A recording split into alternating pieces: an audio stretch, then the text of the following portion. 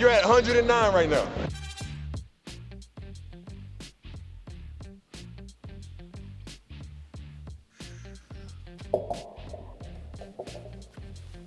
You're at 109 right now. All right, y'all. So it's the IC 109 podcast. Once again, Big Mike is in the studio. What's going on, man? Not much. Just reading through the. I hope the people can hear you. I can hear myself just fine. Can you? How is your audio in your headphones? It's all right. It's all right, or? Yeah, I can hear myself. I mean, I have no way to judge. No, look over here. Because if you look over here, as you speak, you can see my audio register. I'm the second line. If you look at yours, go ahead and speak. Hello? Right. If you project, then the register, the display shows that. See, check it out now. All right, well, I'm going to read this story then. HBC, yeah, turn that music off. I don't like it. Shibuya 109, Ichimarukyo. What? Just add it later. I don't want music in my ear while I'm talking. What? Just add it later. That's what you want to do. It's more difficult to add it later. No, it isn't. It's just a track. We're not talking to the track. So it's just something that you put on. Yeah, but it's easier this way. Well, it's not easier for me to talk. So you can just have music playing and I won't talk. I turned it down. Man, that's all right then.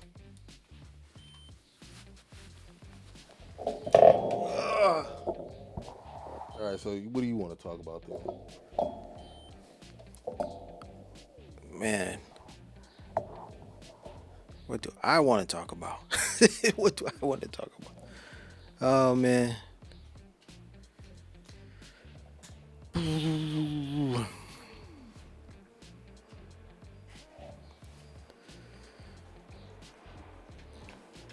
I don't have much.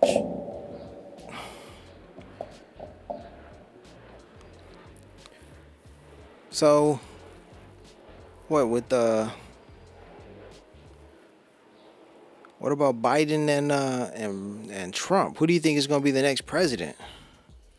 That's a good question.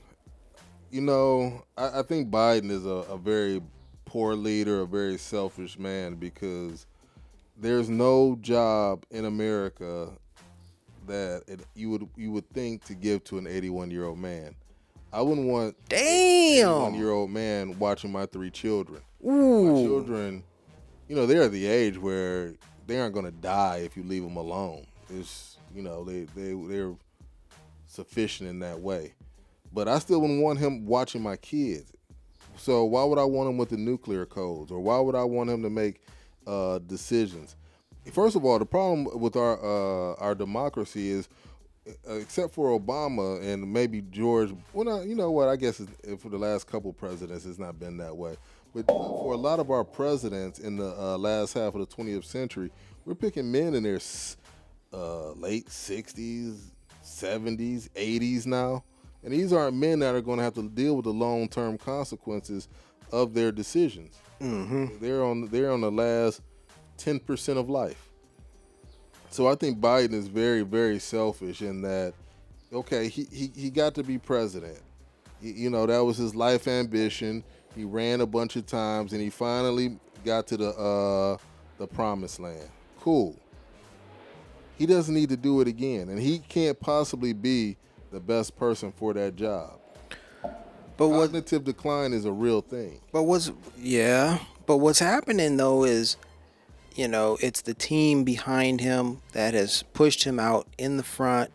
No. They're exploiting the fact that he's done the job. He can continue to do the job, and they're not going to be responsible for, you know, what he has to ultimately be responsible for. But see, he's too old to take responsibility, and on top of that, he could say, "Look, you know, I've done it. I reached the pinnacle. I wielded the ultimate power in our democracy. That's enough. I want to do what's best for the party. I don't. he wants the Democrats to lose because those shaky First of all, he's wildly unpopular, and those shaky performances, they're only going to get worse.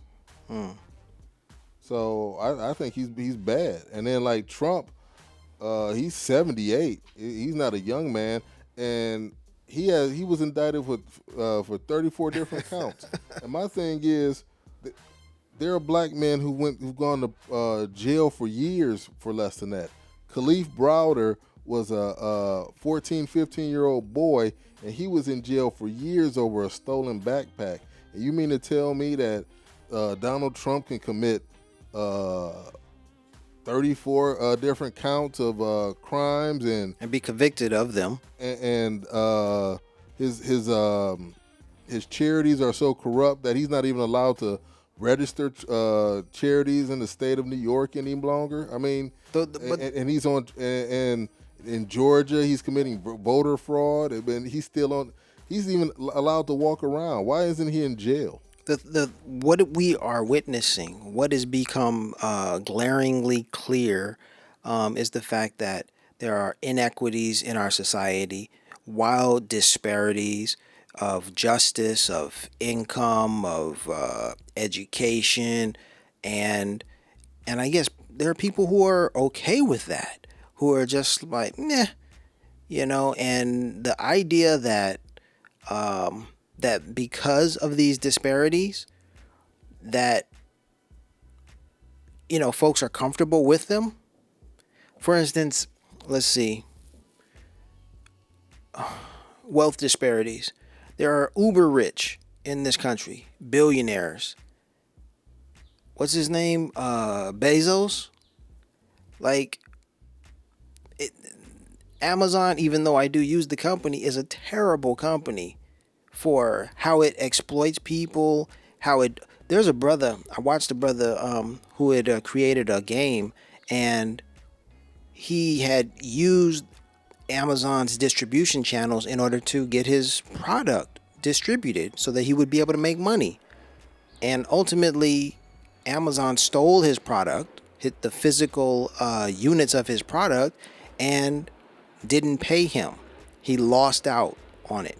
So when people are losing just by dealing with Amazon, and he's a young black guy whose business idea is brilliant. He just needed distribution channels.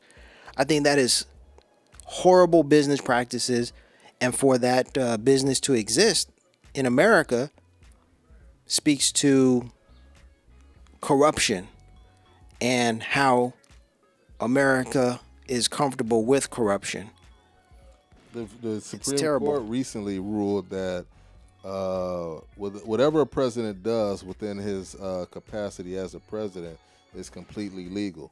So they basically made the president of the United States a person that is above any laws, because he could say, well, I'm Joe Biden and I assassinated Donald Trump as my rival because, in my opinion, as a president of the United States, to elect him would be wildly detrimental to the prosperity of America. And then what could you say? Because you said that as long as he thinks that he's acting within his presidential powers, whatever he does is legal. And I point to the case during the George Bush II presidency, when we had the rendition program where George Bush authorized the kidnapping and torture of foreign nationals. Some of those people were innocent completely. They had no ties to terrorism in any way, and they were kidnapped from their countries and tortured. We're seeing corruption being all of that was normalized, glossed over by the Obama administration. They basically said because it was authorized by the president, we cannot go and prosecute the people who actually executed the program. And my thinking is, during the Nuremberg trials, the Nazis weren't allowed to use the "I was only following orders" dictate. Things that are legal are still illegal, whether or not it comes from the president. So no, correct me if I'm wrong. No American president has been jailed after their presidency. Is that? Have you No, heard I think this? see it goes back to the Romans. In Roman society, when you left the Senate or you left the when you stopped being emperor, you were prosecuted. Basically, anybody that had any grudges against you would basically bankrupt you with different lawsuits they could bring against you. So, with that being a precedent, our our uh, our government gives shields to public figures acting in their official capacities. Yeah, because That's I'm thinking about in Korea. It's like after a presidency, every president has been indicted and jailed. If you look at Korean government history, and that's something that I was surprised by when I was in Korea. It was like Lee Myung Bak, Lee Myung Bak, that dude. Right after his term in office, it was like, all right, it's time to send him to court. And then the other one, the one before that, No Myung, that dude, the president before President Lee Myung Bak in Korea, committed suicide, and I'm pretty sure it was because he was going to be, what is it, indicted. He was going to be prosecuted in a court of law for the things that for the policies and for the things that he had done. He jumped off of a rock, a mountain, basically a big rock. So yes, but back different to societies, what we were- different things. what we were talking about in terms of the American system. This I found a meme on the internet. It says, "Why are things so expensive? Four companies control 55 to 85% of the meat market. Four airlines control 80% of air travel. Three companies control 92% of the soda market. Three companies control 73% of the cereal market. Why didn't I hear about these things? Six companies control 90% of the news." And Oh yeah. yeah, if you look at like Coca-Cola and Pepsi, everything you drink basically comes from those two companies. You got CBS, ABC, CNN, Okay, wait. Fox. Because after having lived abroad, okay, I do not wish to watch CNN. Personally, I prefer the British Broadcasting Corporation for one. But even before moving abroad, I was more apt. Well, I learned about this radio station called KPFK, and they have a program called Democracy Now, a long running program with Amy Goodman, I think. Amy Goodman. That program is terribly boring.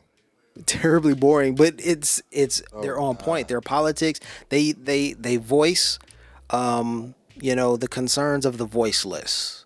They should change up format or host because those two bores is Amy Goodman and some Yeah. dude. Yeah. And they are terribly boring, and their delivery is boring. They haven't changed those graphics since '96. Yo. This is Amy Goodman. And this Amy is, I'm like, Goodman. Jesus Christ. Right. She's the worst. But that's where I have to I guess go. under socialism, you can't fire anybody for being terrible. That's where I go for the good news. I go for Democracy Now. I go for BBC, Al Jazeera. Yeah, so you have to go to, once again, you're going to non-mainstream American sources that you have to go out of your way for. I don't trust You can Fox, just click ABC, on your TV and watch NBC. NBC News. I don't trust any of those for the most part, and I haven't been watching television, because what really ticked me off for a long time, the newscasters. You turn on your local news, and these people are the way that they present themselves. It was just so false to me. There was I think Mark McEwen. He was a local newscaster, weatherman. No, not weatherman, but he just did the news. The black dude. Black dude, but With the hair? with The the ball? hair, the brother That who's dude, he was a toupee when he went wearing- to CBS. I think he was when he went to the National. That's how I knew He's he retired. was. He was a weatherman, Mark McEwen. he toupee wearing type. Like I was looking at him like, I bro, feel like he was from Baldwin Hills.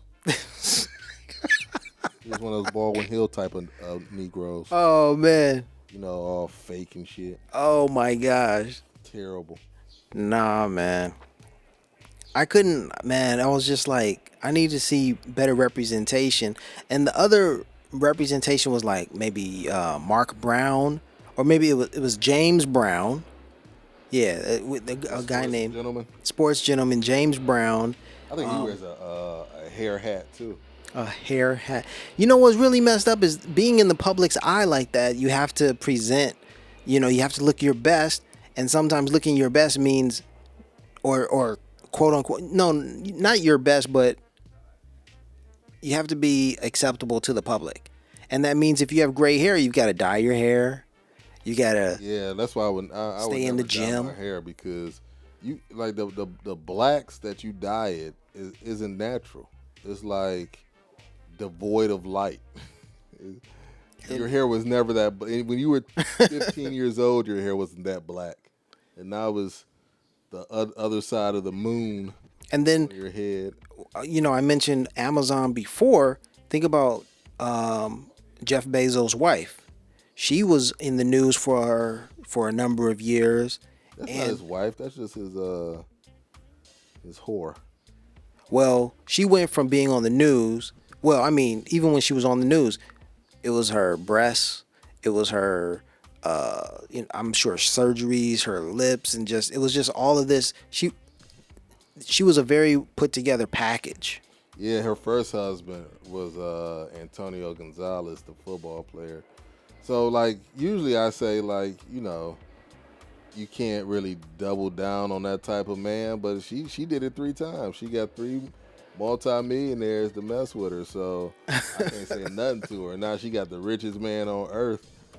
So, you know, she knows what she's doing in that bedroom. I'll give her that. 'Cause I'm like, ugh, single mother, yuck. But Jeff Bezos seems to like it. All right, so what about Terrence Howard? He's parading his brand of mathematics around. Yeah. He's from 1 × 1 = 2.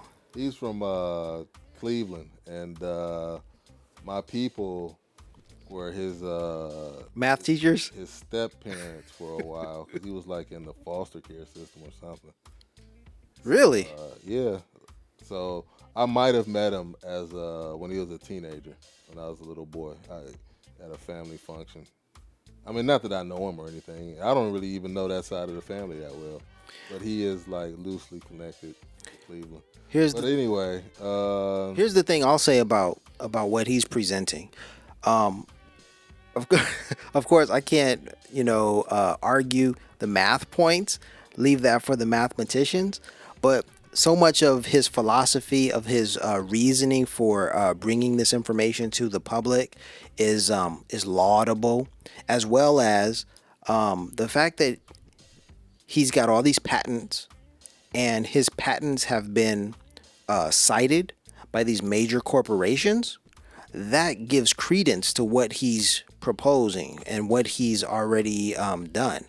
The fact that they're big corporations, I don't know if Apple is one of them, maybe Sony. I think Sony is one of them. But for all the science, that work that he's done and put forth, they're citing his work. Like, that's big. All right, so They're not paying him. I don't have an opinion on it. I don't know enough about it to formulate an opinion on it. But what do you think about this?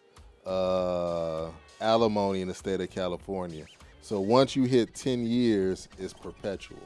Before that, it's generally, it can be anything, but like generally the judges give you half the time you're married. So if you're married 9 years, you get like 4.5 years of alimony.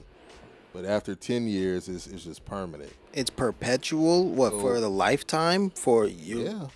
That's why For in a life, very 10 famous case, the actor Tom Cruise was married to another famous actress named Nicole Kidman. Yeah, Kidman. And in the ninth year, 6 month, he What? decided to file for divorce What? because I guess he didn't think that it would it would go on forever.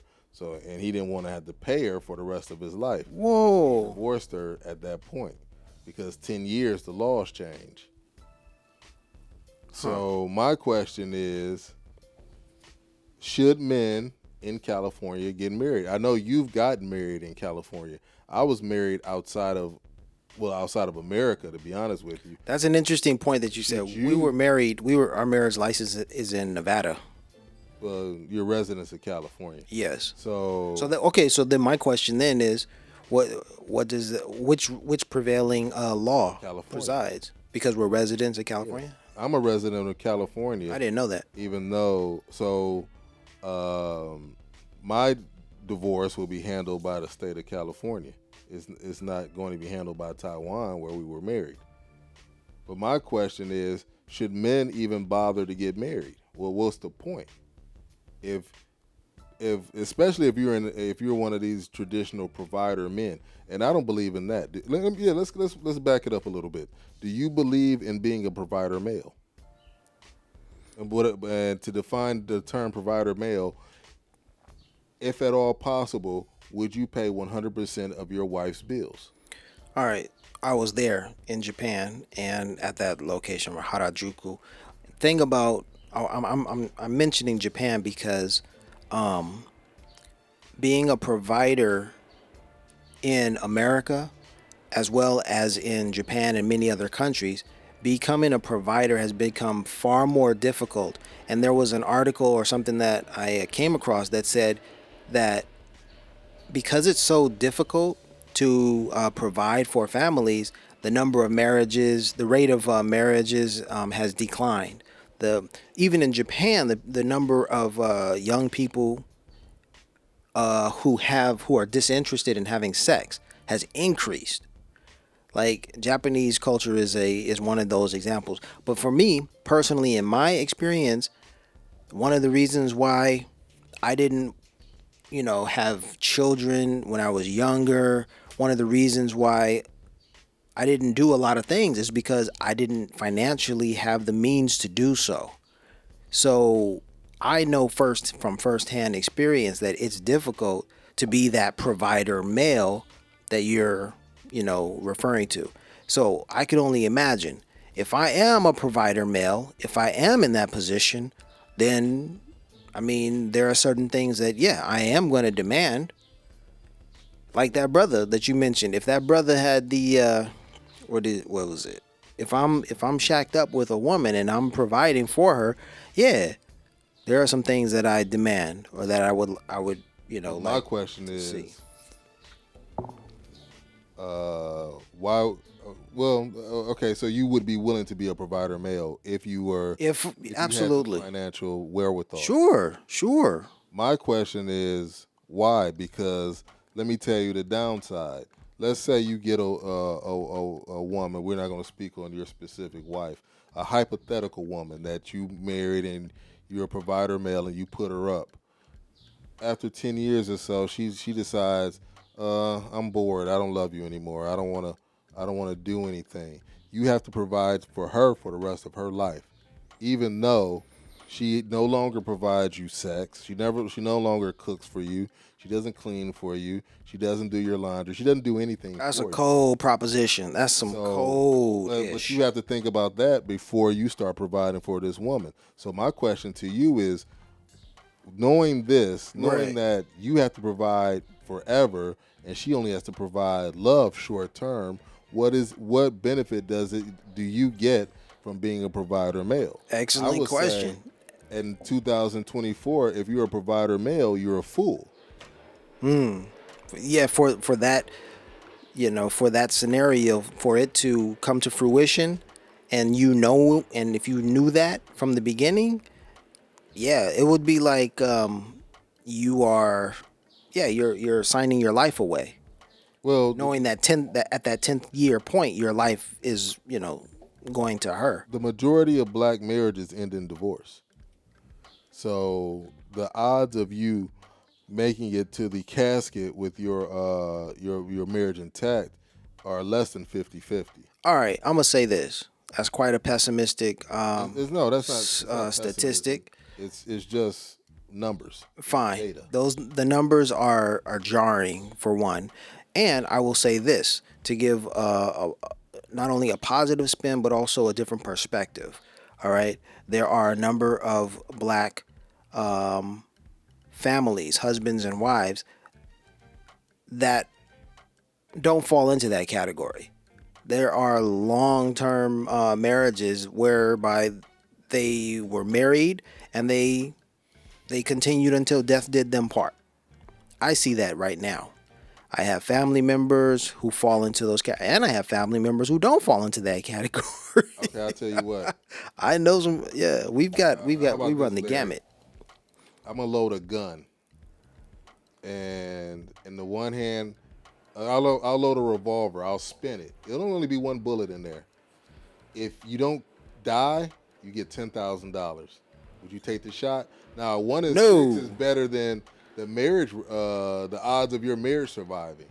Would you take the shot? No. So you wouldn't do it with worse odds, but you're willing to take a chance with your financial well-being for the rest of your life. And here's the thing: if you're providing for this woman who no longer loves you anymore, can you be a provider for a second woman? But what you're saying is, okay, that's hypothetical. If that woman doesn't love you anymore, but I mean, women file for over 70% of the divorces. Really? Yes. So, more than likely, your black wife will file for divorce against you. If you've been married for more than 10 years, and if you were, okay, how about this? Would you demand that she go into the workforce, or would you allow her to stay home?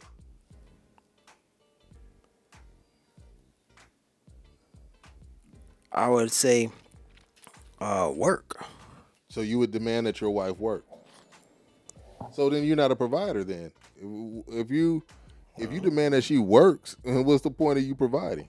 Yeah. You adding all this logic and stuff, man. Just for us to think about this stuff, how many people are thinking about these things? Everywhere.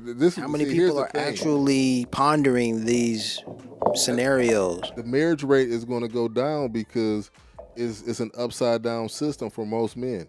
When you divorce a woman, you lose your house, you lose your children, and you lose your money if you're a man. So if you're a smart man, why would you enter in this family structure? Now, you need family structure for civilization. If you look at the black community, one of the reasons why it's so backwards, one of the reasons why it's so poor is because there are so few families. Families is how you generate wealth also. But as long as you have a system that rewards one party for destroying the marriage, for getting out of it, taking the resources out of the marriage, then one party is willing to engage or enter it, while the other is entering it ignorantly. Look at the R&B singer Tyrese. Look at Iman Shumpert. What happened to Tyrese? Tyrese was married previously, and then he got married to a Georgia woman. And when he met this woman, she wore $7 sundresses. She told him, "I don't give a damn about money. I don't care. You can keep your money. I'll sign whatever." So he had her sign a super restrictive prenuptial agreement. She spent tens of thousands of dollars trying to break the agreement. When that didn't work, she went to child support court. The child support judge the child support judge said under Georgia guidelines, the singer Tyrese should be paying $4,500 a month in child support. He was cool with that, but he said, but because you pay $10,000 a month for your child in California, I, in good conscience, can't have you paying two different amounts. Therefore, we'll make you pay $10,000 here. So these are the things that happen to men. Iman Shumpert had 4 properties worth $10 million that he had to turn over to his now ex-wife. he had to give her a one-time payment of $1 million. He's still on the hook for $8,000 a month in child support. He still has to pay for the private school of both of his daughters. What happened to Eddie Murphy? Eddie Murphy had to pay something like $17 million to Nicole Murphy. And you know, some of these dudes are getting off light because, like, Michael Jordan had the most expensive divorce in Black society history, and I suspect that LeBron James will be Next right after he stops playing, because you got to think, once again, our society rewards women. So if he makes all the money, right? Yeah. He's the provider male. So he should set the budget. What if he tells his wife, hey, I only want you to spend $10,000 a month. You buy nonsense anyway, so here's your allowance, $10,000 a month. She goes to him one day and says, hey, I want to buy a house for my parents. Give me $1 million. He's like, I'm not doing that. She says, okay, cool. I'm going to divorce you. Now I'll take $500 million, and I can do whatever I want to. And, you know, they've been married so long that from now on, whatever he does, he'll have to give her a percentage. She owns a percentage of LeBron James. Look at Anthony Anderson, the funny guy from the show Blackish. Yeah. He wanted to get, or him and his wife wanted to get divorced right before Blackish started, before he even got the show. I guess he begged and pleaded possibly, and they reconciled. She divorced him right as Blackish ended. Her agreement says for the rest of her life, he has to give her $250,000 or so dollars. Now, to make $250,000, well, to pay out $250,000, you mean you got to make like 400 something after taxes, because you got to pay taxes on your money and give it to her. So you got to make 400 to give her 250. So on January 1st, he starts off every year in debt. Now that might be okay. He might say, all right, I don't like it, but it is what it is. But it goes deeper than that. Any year that he makes more than $2 million, he has to go back to her and give her more money. So she's an equity partner. Could you imagine this woman you're divorced from, you got to give her your tax returns every year to make sure she's getting enough money of your money? And if she's not, you got to cut her a check. The person, I don't know if he hates her or not, but the person that she doesn't do anything for him. She doesn't suck. She doesn't fuck. She doesn't wash. She doesn't do a goddamn thing for him. He has to pay her forever. And you mean to tell me that marriage is tenable in Western society? For who and for what? And these are rich people. If you're a poor man, could you imagine losing your pension? 50% of your pension is gone. The house you paid for, y'all got to sell it, or they give it to her. Wow. She not buying you out. Wow. So you got men 40, 50 years old starting over from zero. Starting over at zero. I never thought about this, man. So this is wild. So to me, if you talking about you a black man, you talking about I'm getting married, you a fool. Wow. Why are you signing up for this this nonsense social contract? But that sounds like the position for so many things. You're a black man and you sign up for marriage, you're a fool. You're a black man and you sign up for the military, you're a fool. You're a black man and you But sign at least up the military has permanent benefits. You can't tell me what the permanent benefits are for a black man to get married. What do you get permanently other than debt? And half these hoes, whenever they do a study of paternity of black children, they find out up to 25% of the time the kids, the stated father isn't the father of the child. So these whores is fucking everybody. Yeah, well, okay, so what do you get from marriage? Well, Nothing. You get a partner, you get She could be your girlfriend's your partner. Nah. You get I mean with regard to you get a life partner. That's what you get. But what I'm telling you is that statistically speaking, That life Partnership isn't for life, but the debts are. The debts could be. Well, then, in that case, In the state of Florida, Ron DeSantis did something totally cool. He made permanent alimony illegal. There is no more permanent alimony in the state of Florida, and the women, the wives. I didn't know it was retroactive. It was retroactive. So a lot of the women that were counting on these men. And here's another thing: Wait a you minute. own this alimony, you got to keep working. now what about the fact that there's great discrimination against single men? There's What type of discrimination? Well, okay. Look at the scenario being on the workforce and coming to negotiate, either, to work for a position or to negotiate a promotion and not having, the story, I'm providing for a family. I have a wife and kids. Don't fire me. Certainly Nonsense. certainly the employer may say, tough luck, you got to go on your own. But sometimes it's like, let's look at the package. Let's look at the whole picture of this employee. This man is providing for his family. We couldn't let him go. He's served us for a number of years, and we've got this single man over here who has worked for us for less time or whatever. I think what you're saying is nonsense, because in the 50s and 60s, we used to, that was the rule. That's why women were paid less, because it was assumed that the man had a family to take care of. But that's irrelevant. Marital status isn't actually, I think it's against the Civil Rights Act. I think that would be it's discriminatory to use as a basis to do anything, to hire or to fire. Although it may well be, someone may use that in their decision-making process. But here's another question, another scenario.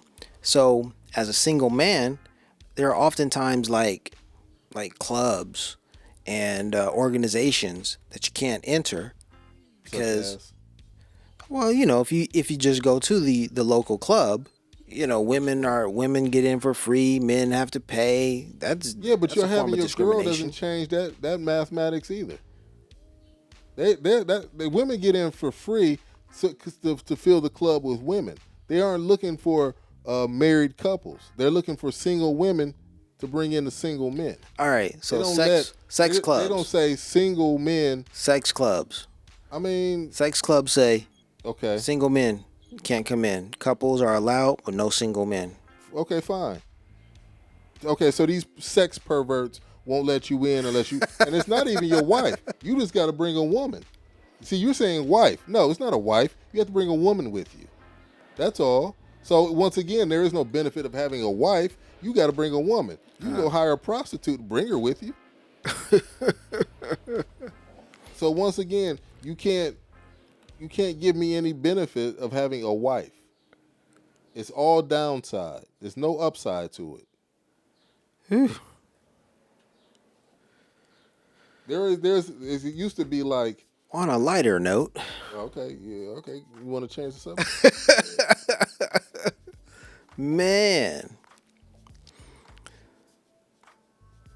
Oh, I was going to say, but salute to DJ Quick. I think he's unmarried. And he might have at one time been married, but I'm a fan of Quick's music. He's playing in the background, but look at Dr. Dre's marriage. Yeah, look at Dre. He had a whole lawyer stealing from him.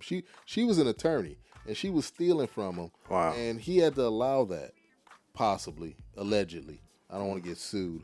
So, but everything that he built, she didn't have anything to do with. And that's the thing, too, in our society. We like to pretend like the woman contributed by making a stable home. Bullshit. He was Dr. Dre before he met her.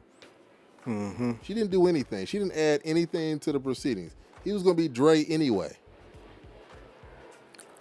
And he kept him from making money by nagging him. You down in that studio? Why all these niggas over here day and night? I don't like that. DJ Mustard. You a big fan of Not Like What Us. happened? What happened to Mustard? He divorced his wife and she wanted a bunch of money. This was last year. Oh wow, Dorsey High School graduate. She wanted tens of millions of dollars from him. I was there. I took a photo in front of those barrels of sake. So, and you know what I love? These younger dudes, I don't think they're gonna go for all that marriage and all that provider shit. I was with and all that Chico. provider male talk. That's just for the dudes they don't like to fuck. Yeah. So on a lighter note, what else is going on? What else? Let's see. Man.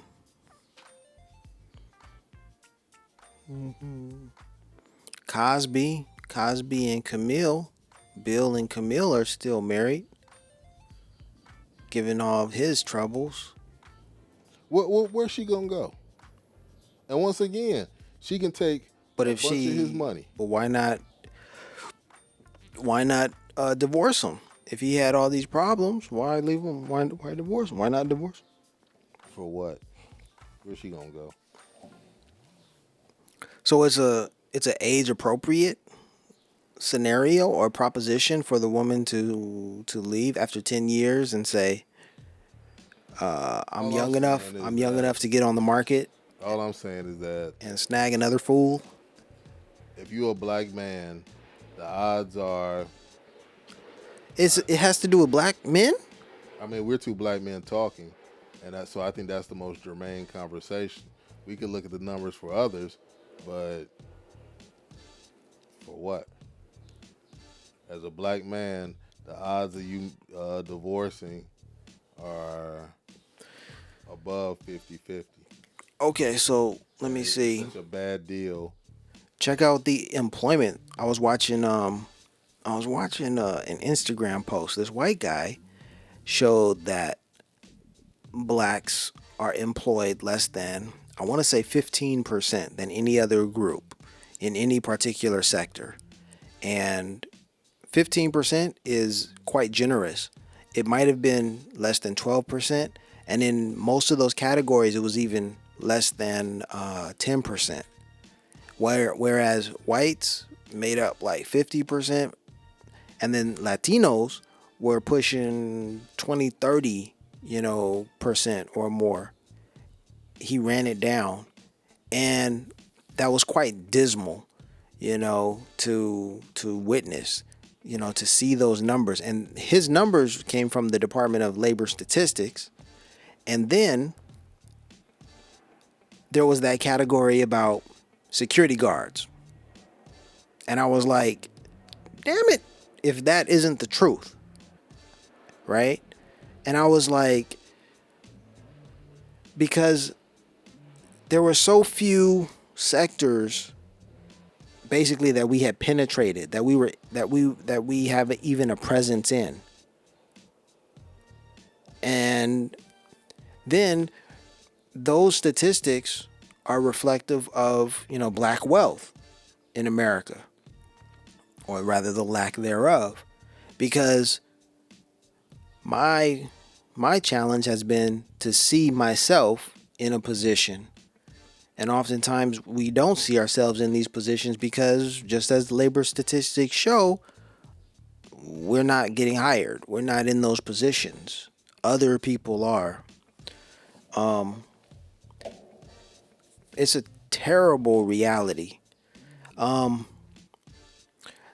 There was a guy who mentioned the Kendrick Lamar, the Pop Out, Ken and Friends, and he was a Latino guy, Mexican gentleman on a podcast, and he was talking about how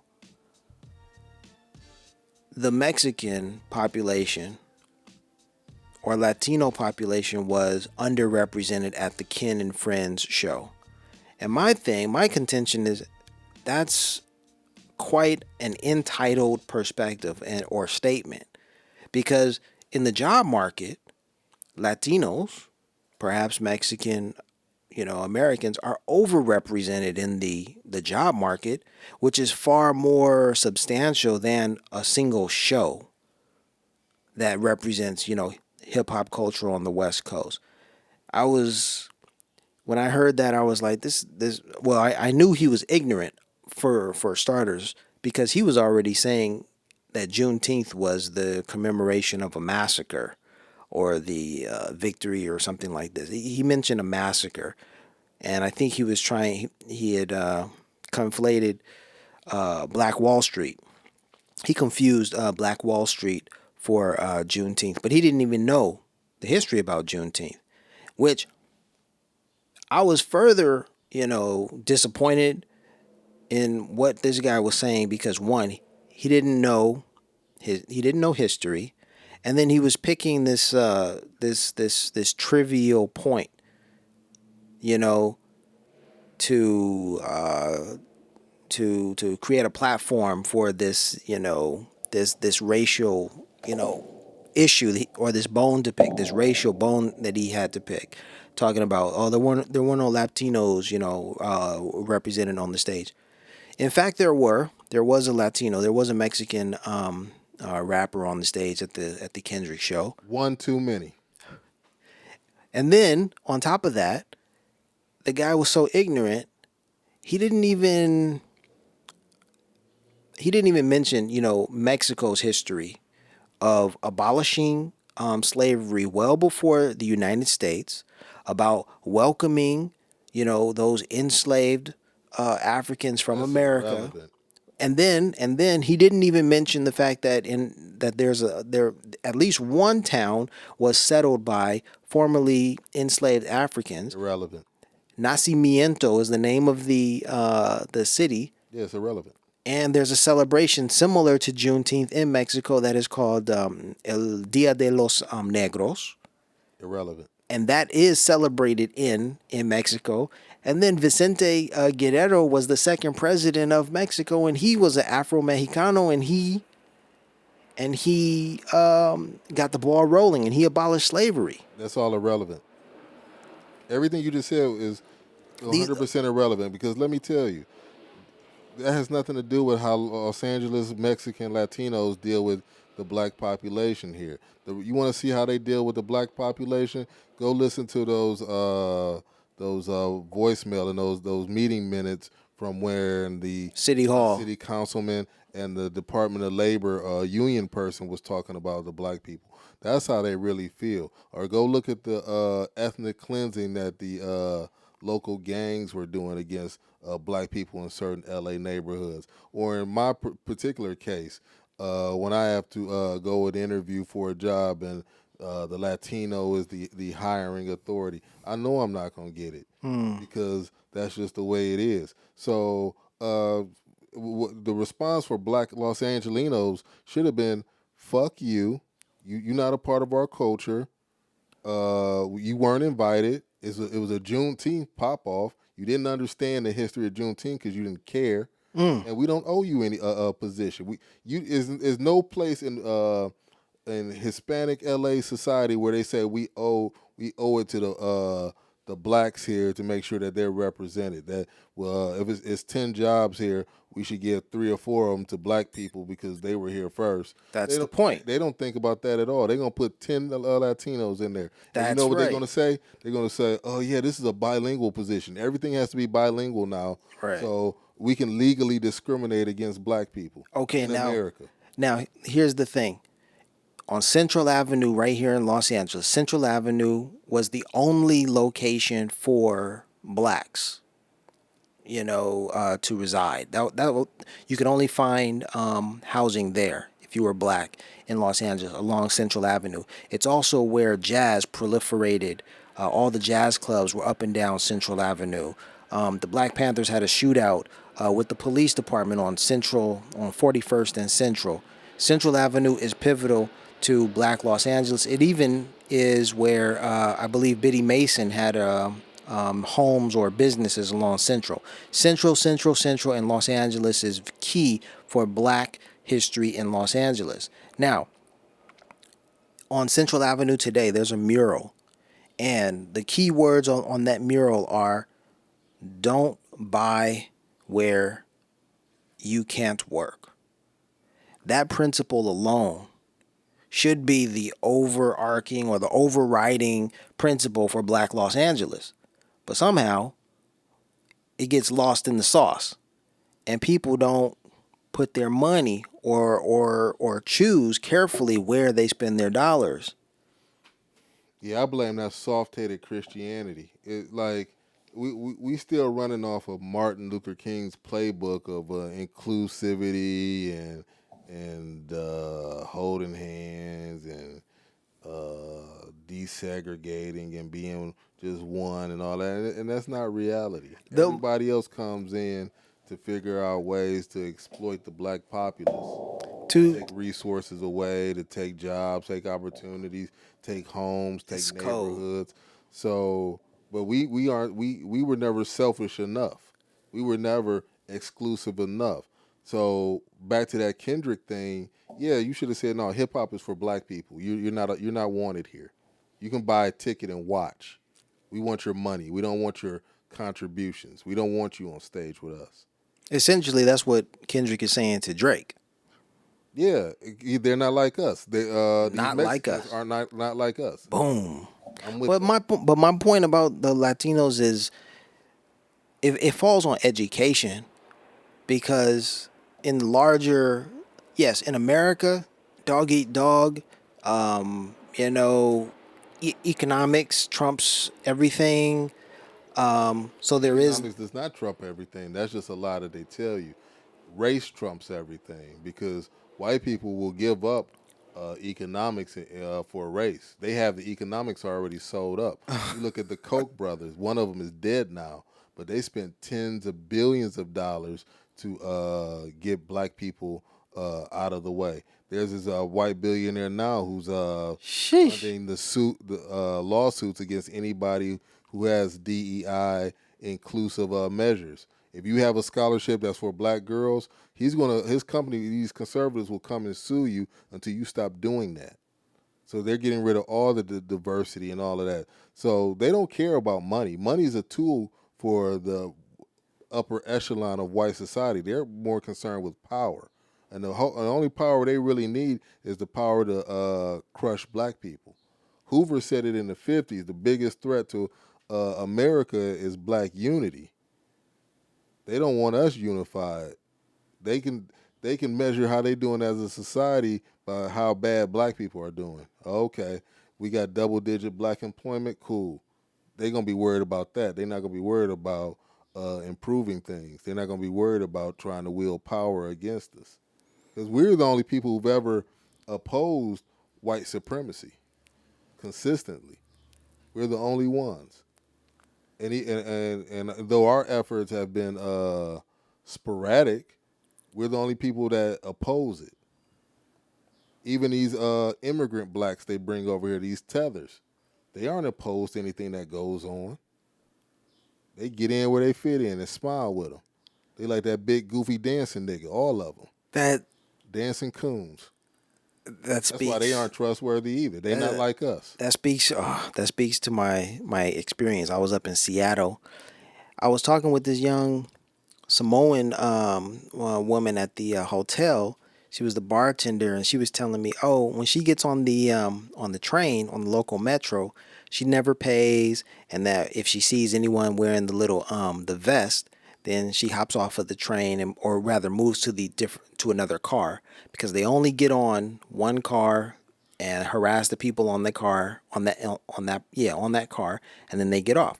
So she was basically telling me how to hustle the metro system. So I thought about it, but of course, I'm not playing that game. I've got to pay, and that's all that there is to it. So I'm leaving to get on the I'm leaving to go to the airport. I get on the train. I wasn't even paying attention to what was happening around me, but who comes on the train wearing one of those vests? A tether black, okay? It's the only job he could, potentially get. And who does he come to first to ask if he has paid or if he has a ticket? Me. And I was like, well, damn. I was sitting right across from a white couple, and he came to me, first. There was That's plenty. irrelevant. Did he ask the white couple for their tickets also? See, then I would have made a scene. No. That's a reason to make a scene. Like, you're not gonna ask these crackers for they tickets? You just asking me, brother? And so yeah. I experienced it firsthand when I was just like, "Are you serious, dude? This dude isn't even, hasn't even been in the country very long. He's got a job. The white supremacist system has set him up to do their bidding. Here, look for people and ask them for, their I don't tickets or even have a whatever." problem with that because you're supposed to have a ticket. You're supposed to be on there legit. But if you're gonna ask everybody. Don't use your coon mind to just ask me. Here's another. Just go through and ask everybody. Here's another example at the airport. Not the same trip. This happened to me 2 years ago, maybe. Yeah, it was 2 years ago. I was coming back from an international trip.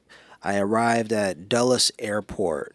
I got off the plane, got my bags, and I'm walking through the airport. On my way out, there were plenty of white passengers around me, and the security guard, police officer, airport security, approaches me to accost me.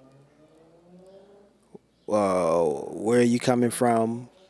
See, What like are black people don't know how to what kind of work do you do? The response Where are was, you from? yeah, officer, I'm gonna go ahead and plead the fifth. I'm not answering any questions without a lawyer present, because you're gonna talk yourself into getting into trouble. Oh, is that your bag? Oh, we found cocaine in it. That ain't my bag. Would you put cocaine in it? I don't cop to nothing. I don't answer questions. So if he would have came up to me, I would have just stood there. We want you to go into this room. That's cool. Give me a lawyer. That's all you got to say. Lawyer. What's your name? Lawyer. You don't owe these people an explanation of where you come from. I hate going to the airport anyway because whenever I go through the screening machine, I wear special clothes that don't have any metal in it on purpose. Okay. So I go through the machine. They all beep beep beep beep. We got to touch your dick. I'm like, I don't even have any change. It's nothing in my pockets. I'm wearing all cotton. Why do you need to touch me? I don't want to be touched. We got to touch you. We homosexuals. We love it. So that's why, like, I try to keep my flying down to a minimum. It's just these American fools. When I get overseas, nobody's ever patted me down overseas. I've been patted down my last 3 trips in America.